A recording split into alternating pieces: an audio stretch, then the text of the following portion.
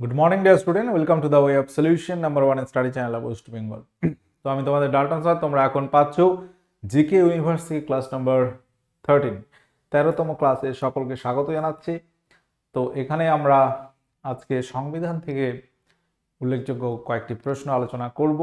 তোমরা যারা কানেক্ট আছো, আমাদের ক্লাস রুটিন আছে, এটা জানুয়ারি মাসের এই ক্লাস রুটিন ফলো করা হচ্ছে TWS একাডেমি এবং দ্য ওয়ে অফ সলিউশনে। সমস্ত ক্লাসের নোটিফিকেশন লিঙ্ক পাচ্ছ দ্য ওয়ে অফ সলিউশনে, ওয়ে অফ সলিউশন টেলিগ্রাম গ্রুপে। এবং আমরা যে পেড কোর্স করাচ্ছি কোথায়, TWS একাডেমি অ্যাপ। এই অ্যাপ তোমরা প্লে স্টোরে গিয়ে ডাউনলোড করতে পারবে, ঠিক আছে। তো আমাদের যে নতুন ব্যাচগুলো অ্যাভেলেবেল আছে, এসএসসি ফাউন্ডেশন ব্যাচ 2025-26, এই ব্যাচ এসএসসি GDMTS এর জন্য খুব হেল্পফুল হবে। তো যারা কানেক্ট আছো, নতুন স্টুডেন্ট আছো, আমাদের প্রত্যেকে এসএসসি GDMTS যদি পরীক্ষা দিতে চাও, এই ব্যাচে জয়েন হতে পারো। সমস্ত বিষয় থেকে একদম চ্যাপ্টার ধরে ধরে ক্লাস করানো হবে। বিগত বছরের মডেল কোশ্চেন থেকে শুরু করে প্র্যাকটিস সব একটা ব্যাচে কমপ্লিট হয়ে যাবে। 5 মাস ধরে এই ক্লাস চলবে এবং এই ব্যাচের তোমরা ভ্যালিডিটি পাচ্ছ 1 বছর। 1 বছর অ্যাক্সেস থাকছে। তো ফেব্রুয়ারি মাসের ফার্স্ট উইক থেকে আমাদের ক্লাস শুরু হচ্ছে। এখন ভর্তি হয়ে থাকো, ফেব্রুয়ারি মাস থেকে তোমরা এই ক্লাস পাচ্ছ, ঠিক আছে। এবং আমাদের নতুন রেলের ফাউন্ডেশন ব্যাচ আসছে ফেব্রুয়ারির ফার্স্ট উইক থেকে ক্লাস শুরু হচ্ছে। অলরেডি ব্যাচ লঞ্চ হয়েছে। তোমরা যারা জয়েন করতে চাও দ্রুত জয়েন করে নাও। এটা কিন্তু সম্পূর্ণ লাইভ ব্যাচ।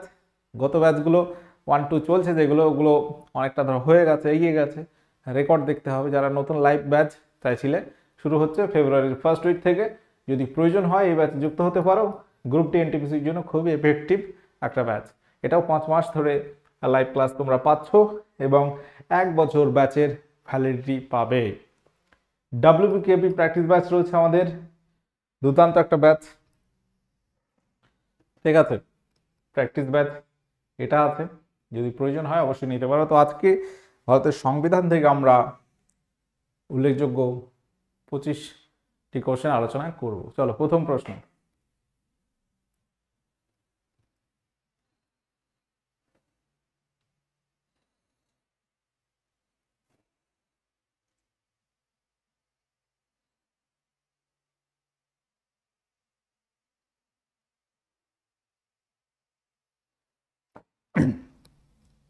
রাষ্ট্রপতি কোন বিলে তার সম্মতি বা স্বাক্ষর প্রদান করতে বাধ্য থাকেন?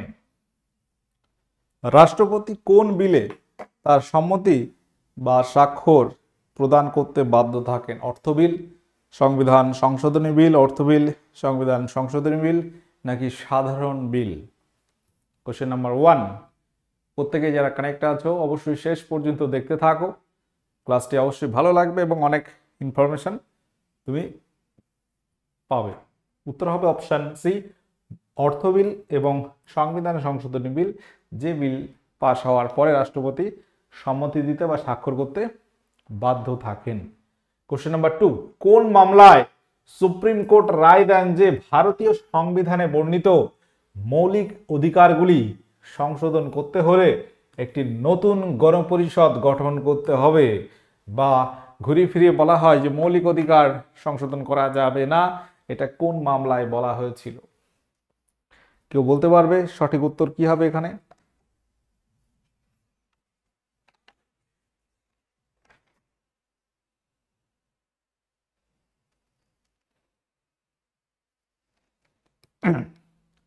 তো এখানে সঠিক উত্তর কি হবে? অপশন এ বলা আছে শঙ্করী প্রসাদ মামলা 1951, গোলকনাথ মামলা 1967, কেশব নন্দ ভারতী মামলা 1973, মেরাবা মিলস মামলা 1980। তো দেখো, একটা ঘটনা তোমরা দেখতে পাচ্ছ যে 1976-78 গিয়ে কিন্তু মৌলিক অধিকার সংশোধন হয়েছে 1978 সালে, সম্পত্তির অধিকারটা। আচ্ছা, তাহলে তার আগেই এরকম একটা ঘটনা ঘটেছে, আবার সেটা তুলেও নিয়েছে। গোলকনাথ মামলা 1967 সালে এইটা সুপ্রিম কোর্ট রায় দেয় যে সংবিধানের মৌলিক অধিকার সংশোধনযোগ্য নয়, বা এটা বলা হয় ভারতীয় সংবিধানের মৌলিক অধিকার সংশোধন করতে গেলে আবার একটি গণপরিষদ, নতুন একটা গণপরিষদ, নিউ কনস্টিটিউয়েন্ট অ্যাসেম্বলি গঠন করতে হবে। এই মামলাটা আসছে গোলকনাথ মামলা 1967 সালে সুপ্রিম কোর্ট এই রায় দিচ্ছে। আচ্ছা, এবার পরবর্তী প্রশ্ন দেখতে পাচ্ছ যে গোলকনাথ মামলার রায়কে বাতিল করার জন্য, এই মামলার রায়টাকে বাতিল করার জন্য ভারতীয় পার্লামেন্ট একটি সংবিধান সংশোধনী আইন প্রণয়ন করে। এই আইনটি কবে প্রণীত হয়? কোন সংবিধান সংশোধনী আইন প্রণয়ন করেছে? 42তম, 44তম, 24তম নাকি 61তম?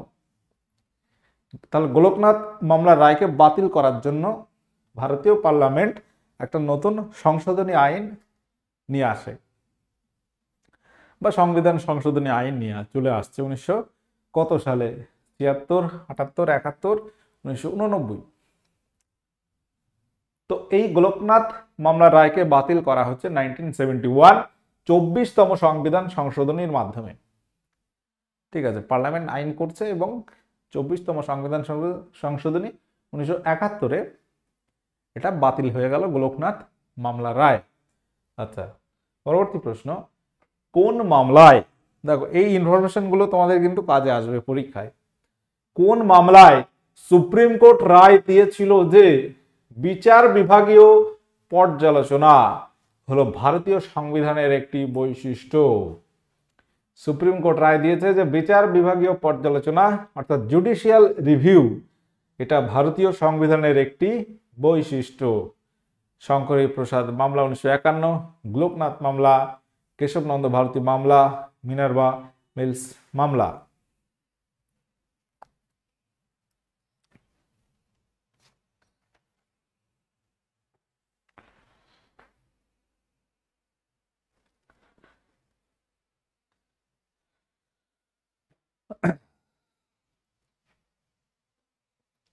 আচ্ছা, এখানে উত্তর হবে অপশন সি, কেশবনন্দ ভারতী মামলা 1973 সালে। এই মামলায় সুপ্রিম কোর্ট রায় দেয় এটাই যে ভারতীয় সংবিধান মৌলিক অধিকার পরিবর্তন করতে পারবে বা সংশোধন করতে পারবে, কিন্তু মূল কাঠামো পরিবর্তন করতে পারবে না, এটা কিন্তু বলেছিল। এবং এটাও রায় দিয়েছিল যে বিচার বিভাগীয় পর্যালোচনা হলেও ভারতীয় সংবিধানের একটি বৈশিষ্ট্য। এটা হচ্ছে কেশবনন্দ ভারতী মামলা 1973-এ। আচ্ছা, কোশ্চেন নাম্বার 5, সরকারি কোনো পদ কোনো ব্যক্তি অন্যায্যভাবে দখল করে থাকলে সুপ্রিম কোর্ট কোন লেখটি জারি করতে পারে? পরমাদেশ, ম্যান্ডামাস, অধিকার পিচ্ছা, কুই ওয়ারান্টো, সার্টিওরারি উৎপ্রেষণ, প্রহিবিশন প্রতিষেধ, আর একটা ছিল হেভিয়াস কর্পাস। সেটা এখানে হচ্ছে না, সরাসরি হাজির হওয়া। তো টোটাল 5টি রিট জারি করতে পারে কারো মৌলিক অধিকার খর্ব হলে। তার মধ্যে 5টির মধ্যে এখানে 4টি রয়েছে। এখানে কোনো ব্যক্তি যদি অন্যায্যভাবে একটা পদ দখল করে তো সেটা সুপ্রিম কোর্ট যেটা জারি করতে পারে কুই ওয়ারান্ট, অধিকার পিচ্ছা, কোন অধিকারে, সে কোন অধিকারে পদটা দখল করে আছে, পদের যদি যোগ্য না হয় সে খারিজ হয়ে যাবে বা মর্যাদা হারাবে। আচ্ছা, বলপূর্বক শ্রম বিরোধী আইন, the bonded labour system abolition act, এটি কবে পাস হয়? বলপূর্বক শ্রম করানো যাবে না, অর্থাৎ বলপূর্বক শ্রম বিরোধী আইন যেটা ভারতের সংবিধানে 23-24 যেটা শোষণের বিরুদ্ধে অধিকার, সেখানেও বলা হয়েছে। তো তার রেসপেক্টে একটা আসছে the bonded labour system abolition act, বলপূর্বক শ্রম বিরোধী আইন, যেটি ভারতে কবে পাস হয়? 1976, 1980, 1979, 1997। কোশ্চেন নাম্বার 6, সঠিক উত্তর এখানে হবে অপশন এ, 1976 সালে এই একটা চালু হয়েছে, 1976 সালে পাস হয়। কোশ্চেন নাম্বার 7, রাষ্ট্রের নির্দেশমূলক নীতির মূল লক্ষ্য হলো কি? যেটাকে আমরা বলি directive principal of state policy, DPSP, article 36 to 51 আছে, যার কনসেপ্ট বা ধারণা নেওয়া হয়েছে কোথা থেকে? ধারণা নেওয়া হয়েছে আয়ারল্যান্ড থেকে, ধারণা নেওয়া হয়েছে। ঠিক আছে, রাষ্ট্রের নির্দেশমূলক নীতির উদ্দেশ্য কি বা লক্ষ্য হচ্ছে শুধুমাত্র অর্থনৈতিক গণতন্ত্র প্রতিষ্ঠা, শুধুমাত্র সামাজিক নাকি অর্থনৈতিক সামাজিক উভয়? অপশন ডি কোনোটি নয়, সঠিক উত্তর অপশন সি হয়ে যাবে। অর্থনৈতিক এবং সামাজিক উভয় গণতন্ত্র প্রতিষ্ঠা করা হচ্ছে মূল লক্ষ্য। ভারতীয় সংবিধানের গণপরিষদের স্টিয়ারিং কমিটির চেয়ারম্যান কে ছিলেন? Doctor B R Ambedkar, doctor Rajendra প্রসাদ, জওহরলাল নেহেরু, বি এন রাও। কোশ্চেন নম্বর 8,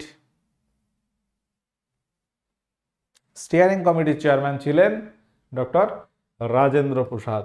যদি বলা হয় খসড়া কমিটির চেয়ারম্যান কে ছিল? Doctor B R Ambedkar. Provincial constitution committee, এই কমিটির চেয়ারম্যান কে ছিলেন?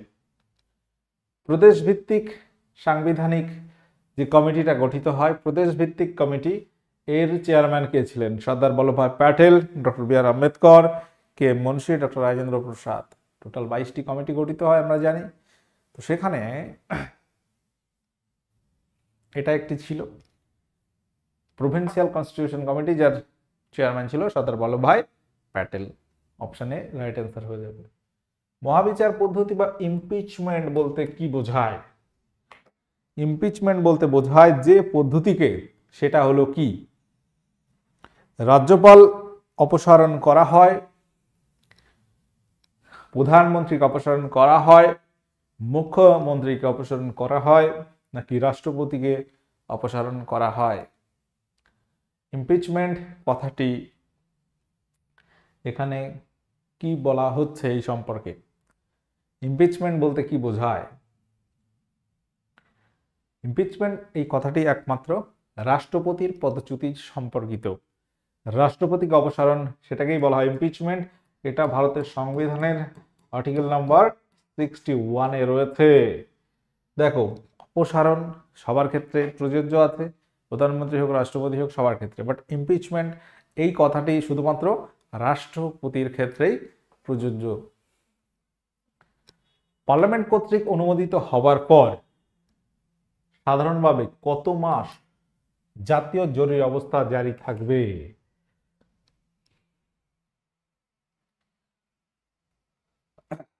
1 মাস, 3 মাস, 2 মাস, 6 মাস? ন্যাশনাল এমার্জেন্সি, যেটা আমরা জানি আর্টিকেল 352 অনুসারে জারি করে রাষ্ট্রপতি।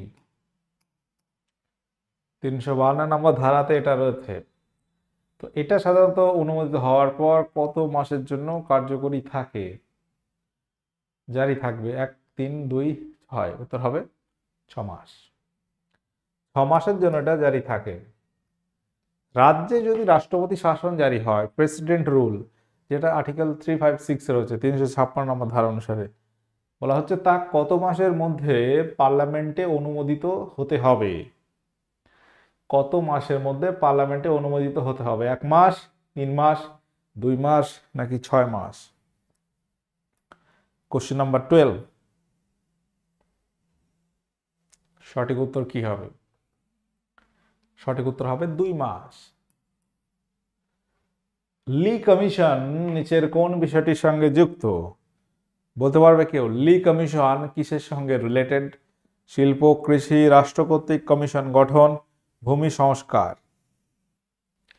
সঠিক উত্তর কি হবে এখানে? লি কমিশন নিচের কোন বিষয়ের সঙ্গে যুক্ত? বলতে পারবে? সঠিক উত্তর কি হবে এখানে?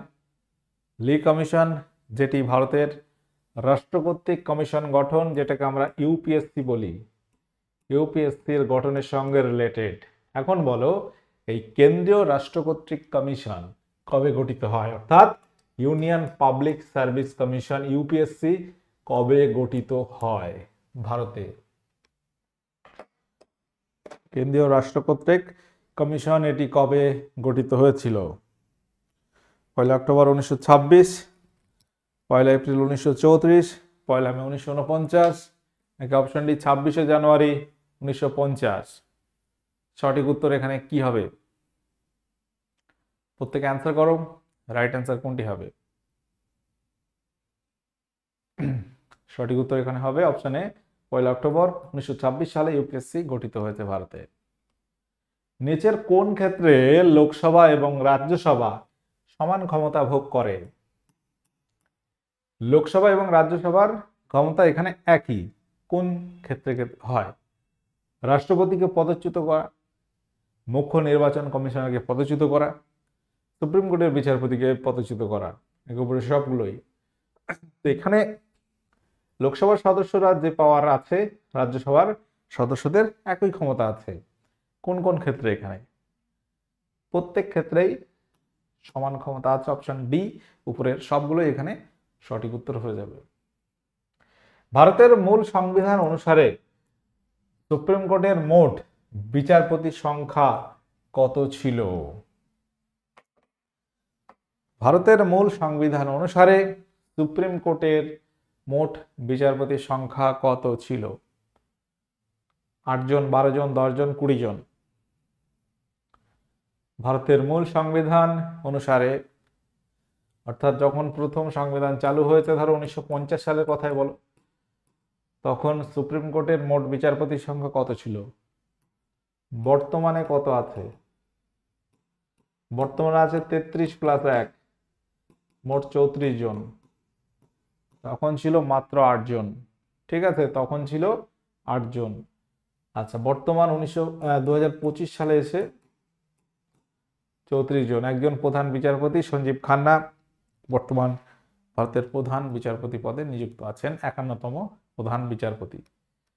কলকাতা এবং বোম্বাই হাইকোর্ট কত খ্রিস্টাব্দে প্রতিষ্ঠিত হয়? কলকাতা এবং বোম্বাই হাইকোর্ট কত খ্রিস্টাব্দে প্রতিষ্ঠিত হয়? 1862, 1874, 1864, 1884? সঠিক উত্তর কি হবে এখানে?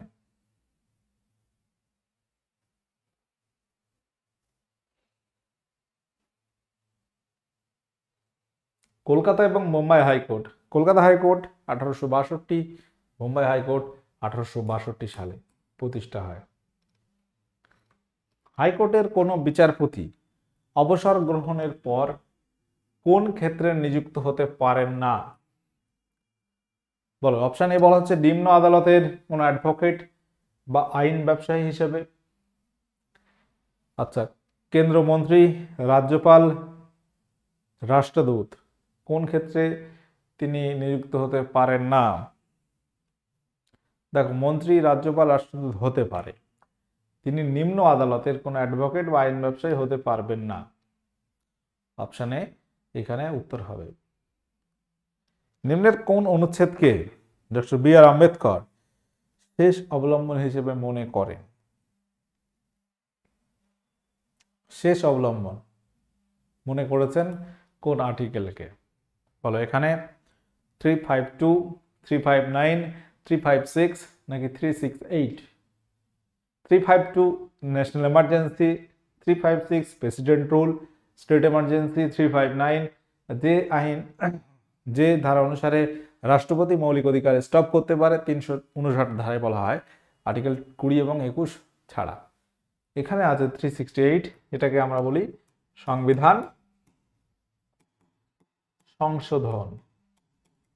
এটাকে বলা হয়েছে, এটাকে ডক্টর বি.আর. আম্বেদকর, যাকে বলা হয় ভারতীয় সংবিধানের জনক, তিনি শেষ অবলম্বন বলে মনে করেছেন।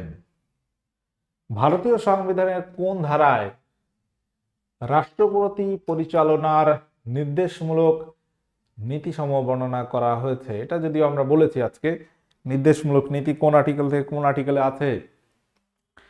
আমরা আর্টিকেল বলেছি 36 to 51, কনসেপ্ট আয়ারল্যান্ড থেকে 36 থেকে 51 নম্বর ধারা। এটা কিন্তু এই যে রাষ্ট্রের নির্দেশমূলক নীতি আদালতে বিচারযোগ্য নয়।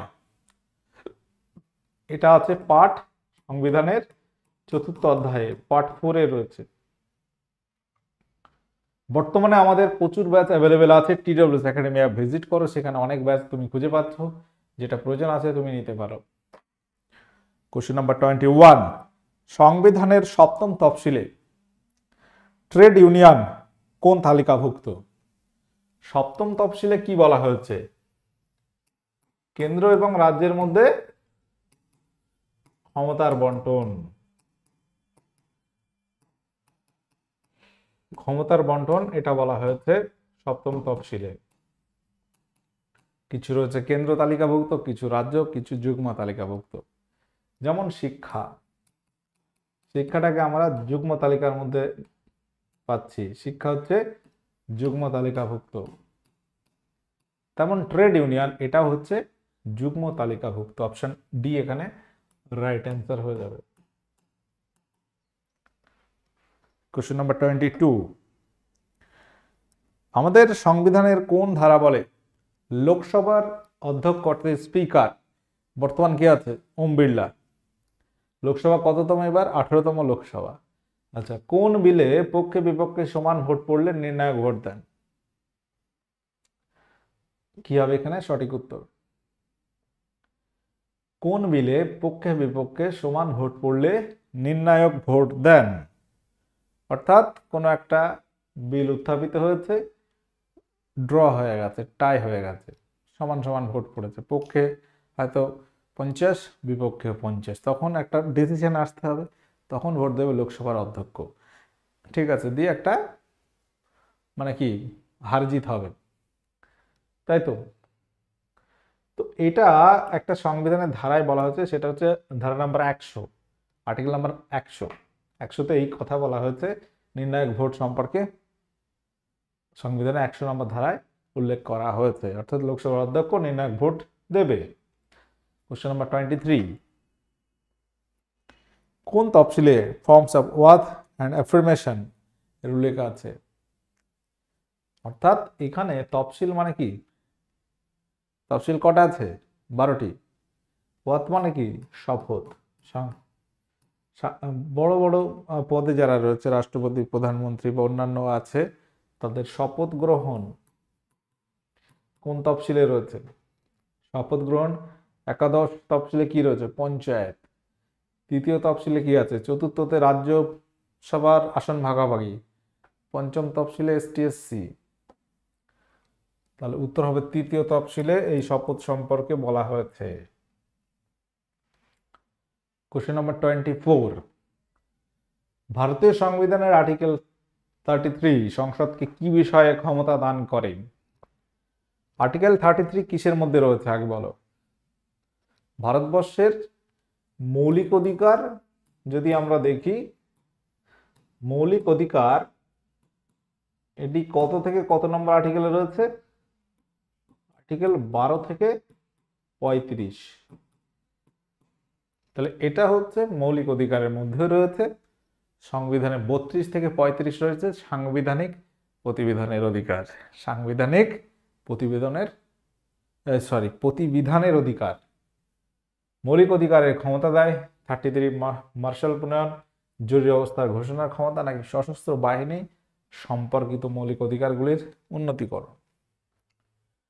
আর্টিকেল 24 অপশন ডি সঠিক উত্তর হয়ে যাবে। যারা কানেক্ট আছো নোট করে নেবে প্রত্যেকে, অপশন ডি এখানে রাইট অ্যান্সার হবে। ঠিক আছে। আচ্ছা, গতদিনের হোমওয়ার্ক ছিল আদি গ্রন্থ, এটা হলো কি? কেউ বলতে পারবে কি হবে? আদি গ্রন্থ হচ্ছে শিখদের একটি ধর্মীয় পুস্তক। অপশন এ সঠিক উত্তর হয়ে যাবে। ঠিক আছে, আজকের হোমওয়ার্ক এটা থাকবে যে জেলা জজের নিয়োগ, জেলার যে জজ তার নিয়োগ, বদলি, পদোন্নতির বিষয়ে কে সিদ্ধান্ত নিয়ে থাকেন? রাজ্যপাল, রাষ্ট্রপতি, হাইকোর্টের প্রধান বিচারপতি, নাকি মুখ্যমন্ত্রী? তাহলে 26 কোশ্চেনের মধ্যে 25 কোশ্চেন আমরা আলোচনা করলাম ভারতীয় সংবিধান থেকে। বিভিন্ন ধরনের প্রশ্ন ছিল, কিছু প্রশ্ন তোমার কিন্তু অজানা ছিল, অর্থাৎ বেশিরভাগ হয়তো জানো, কয়েকটা প্রশ্ন অজানা ছিল, সেগুলো অবশ্যই নোট করতে হবে। এগুলো কিন্তু পরীক্ষায় আসা প্রশ্ন বেশিরভাগ কাজে আসবে। তো আমাদের এই চ্যানেল থেকে the way of solution TWS academy YouTube channel থেকে বিভিন্ন সরকারি পরীক্ষার প্রস্তুতি কিন্তু দেওয়া হচ্ছে, ফ্রি ক্লাস করানো হচ্ছে এখানে। যারা নতুন আছো অবশ্যই সাবস্ক্রাইব করে নাও, দিয়ে নোটিফিকেশন অল করে রাখো যাতে নোটিফিকেশনটা পাও সঙ্গে সঙ্গেই। এবং আমাদের TWS একাডেমি এটা আছে, TWS একাডেমি অ্যাপ রয়েছে, এখানে পেড কোর্স করানো হচ্ছে SSC GD, MTS, রেলের জন্য, WBP KP, PSCর পরীক্ষাগুলোর জন্য প্রস্তুতি দেওয়া হচ্ছে। ঠিক আছে, তো যেগুলো তোমার প্রয়োজন আছে মনে করছো বা তোমার যে টার্গেট আছে প্রস্তুতি আমাদের কাছে নিতে চাও, অবশ্যই জয়েন হয়ে যাও ব্যাচে। ঠিক আছে, তো আজকের সেশন এখানে এন্ড করব। প্রত্যেকে যারা কানেক্ট ছিলে, যদি কোনো রকম প্রশ্ন ডাউট থাকে অবশ্যই কমেন্ট করবে। পড়াশোনা করতে থাকো, পরীক্ষা অনেক পাচ্ছ এই বছর, প্রায় প্রতিদিন একই কথা বলছি। তাহলে তোমাকে পড়তে হবে, বিষয়গুলো বুঝতে হবে, মাথায় রাখতে হবে, পরীক্ষার খাতায় গিয়ে পরীক্ষা দিতে হবে এবং তুমি চাকরি পাবে ফাইনালি। ঠিক আছে, তো এই পর্যন্ত ধৈর্যটা ধরে রাখতে হবে। অনেক অধৈর্য হয়ে বেরিয়ে যায় মাঠ থেকে, বাট খেলতে গেলে তো মাঠে নামতেই তোমাকে হবে এবং নেমে গোল করতে হবে, তবেই তুমি ম্যান অফ দ্য ম্যাচ হবে, তাই তো? অর্থাৎ পরীক্ষা দিতে হবে, সিলেকশন নিতে হবে, এই মেন্টালিটি রাখতে হবে, আনুষঙ্গিক বিষয় সরিয়ে দিতে হবে। ঠিক আছে, চলার পথে অলওয়েজ সামনের দিকে তাকিয়ে চলতে হবে। যত তুমি এদিক ওদিকে তাকাবে তত লেট হবে, অর্থাৎ তোমার যে টার্গেট আছে সেই দিকেই তুমি এগিয়ে চলো। অন্য থট চলে আসলেই দেখবে সময় নষ্ট হয়ে গেল, পড়াশোনা হলো না। অর্থাৎ সোশ্যাল মিডিয়া, সোশ্যাল সাইট থেকে যত সম্ভব দূরে থাকা যায়, নিজেকে পড়াশোনার মধ্যে বন্দি করে রাখতে হবে। 6টা মাস তুমি দেখো, 6টা মাস পড়ো, তুমি যে পরীক্ষা দিতে চাও 6 মাস রেগুলার 6 থেকে 8 ঘন্টা তুমি স্টাডি করো, দেখবে ঠিক জায়গায় তুমি চলে যাচ্ছ। ওকে, সকলে ভালো থাকো, সুস্থ থাকো। সেশনটা এখানে এন্ড করলাম, সকলের জন্য অনেক অনেক শুভকামনা থাকলো। ওকে, টাটা, বাই, দেখা হচ্ছে নেক্সট ক্লাসে।